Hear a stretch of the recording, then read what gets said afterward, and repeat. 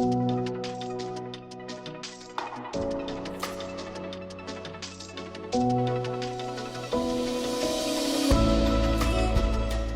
travaillons avec le SNGCT depuis une dizaine d'années et chaque renouvellement de ces partenariats est une occasion de se reposer des questions stratégiques qui sont qu'attendent les DGS de l'UGAP et qu'est-ce que l'UGAP peut proposer en tant que centrale d'achat généraliste aux DGS pour les accompagner dans le déploiement de leur stratégie.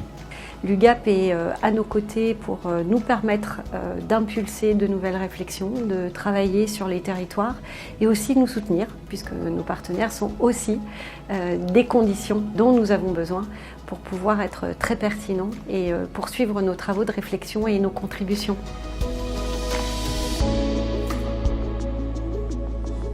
Chaque convention partenariale donne lieu à la définition d'un programme de travail.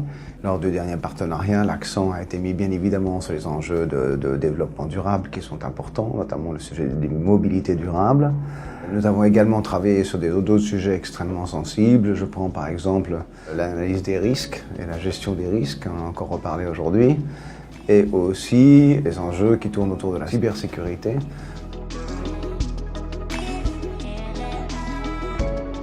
L'achat responsable est une modalité indispensable au fonctionnement des collectivités locales.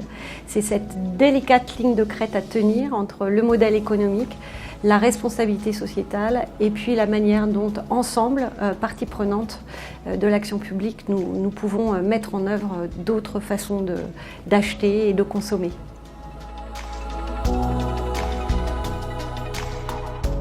L'UGAP est une forme d'externalisation, mais au sens positif du terme, à l'interne du secteur public, qui permet d'alléger un certain nombre de tâches opérationnelles des équipes dans le domaine de la commande publique. Donc je pense que nous avons été aux côtés des DGS depuis longtemps et que ces nouveaux outils que nous développons peuvent contribuer encore à renforcer cette dynamique.